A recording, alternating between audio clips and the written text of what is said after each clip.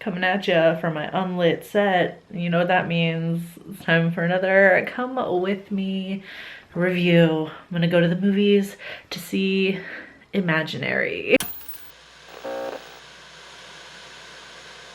Alright, so I'm gonna try and summarize this without actually having the summary in front of me, just based off the trailers. Imaginary is directed by Jeff Wadlow, and it follows a woman who moves back into her childhood home with her family, and the little girl of the family starts talking to an imaginary friend who just so happens to be the woman's imaginary friend from her childhood, but it turns out that imaginary friend might be something more sinister. The trailer, or at least the main trailer that started showing in theaters, I've deliberately like skipped the ads on TikTok and on Instagram and all the things. The trailer looked like it almost could be kind of campy.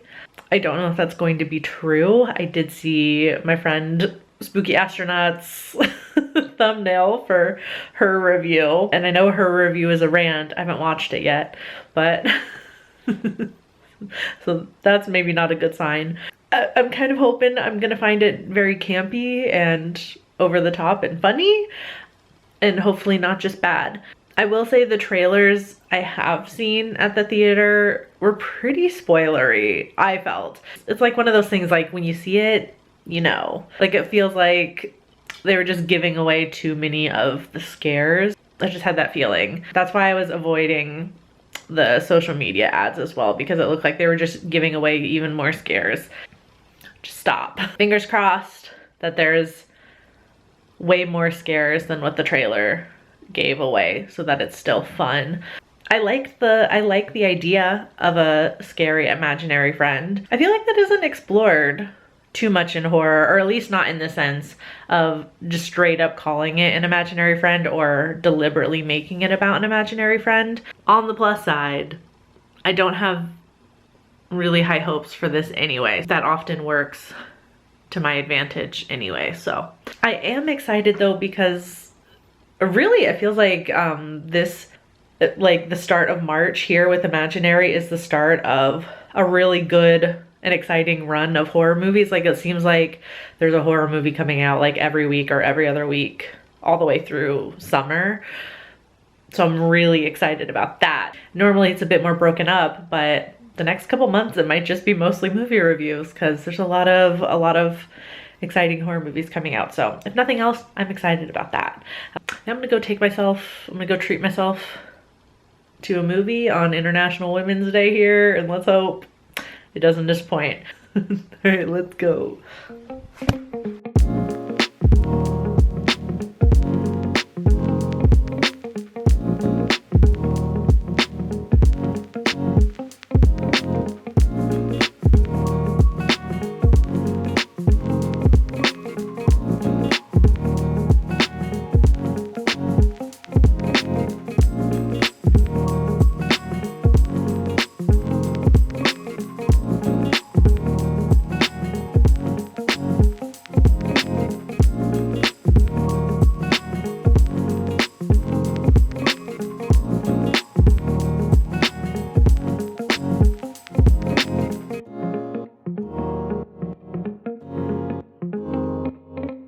It's so fucking hot already. Winter was over so quickly. I'm gonna go home to do my review, because I can tell you there's no way I can do this in the car. It's not happening. See you in a second. Let's talk about Imaginary. Oh.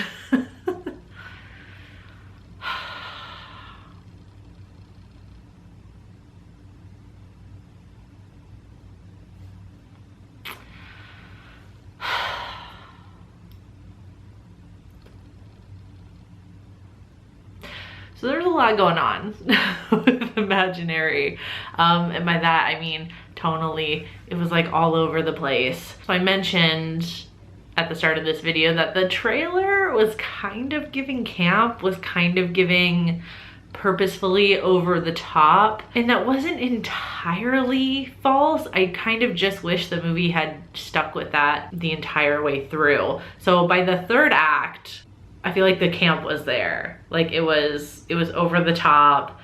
It seemed intentional, like it kind of knew what it was doing. Like it was kind of leaning into the silliness a bit. The first 2/3 of the movie were like trying to be super serious. The dialogue was the most unnatural dialogue I've ever heard. So much expository dialogue. It was in every fucking scene. It was in every fucking line. It was so unnatural. And it's like, it bordered on me wanting to laugh because it was so bad, but I feel like that wasn't the intention with those parts. Especially the little girl, I gotta say. I'm not a good judge of age, so I can't, like, I don't really know how old her character is supposed to be. At least in my interactions with children, like when they come into my place of work and things like that, I've never heard a kid talk like that. I've never heard a kid talk like this little girl talks in the movie. It was just so strange. Also, unfortunately, my fears were right, and all of the best scary moments in the movie were in the trailer that I saw. They were in the trailers. That fucking sucks. Like just thinking about the rest of the movie, there really weren't very many moments left that I hadn't seen from the trailer. This was the kind of movie that I feel like would have done well in like the early to mid aughts of horror, where it's kind of gimmicky with the imaginary friend thing, and then they make it something a little bit more like demonic or a little deeper than it is. They try and give some lore to imaginary friends, and it's all given to you through dialogue. This is stuff we've seen before. And it really just felt like for the story, like it genuinely felt like this story exists in a vacuum. Like I could not, let me try and explain this. So when you're watching like a movie or reading a book or something like that, a lot of times, like as the viewer, we're kind of dropped into the middle of the story, right? We're dropped into this section of time where this story is gonna take place. And so there's, you know, there should be a sense with the characters that the characters have lived lives leading up until this moment, and then they have lives after the movie ends, if that makes sense. And with this, it genuinely feels like all the characters were kind of just plopped into a house. It's like there was no chemistry, and then the way they were talking to each other.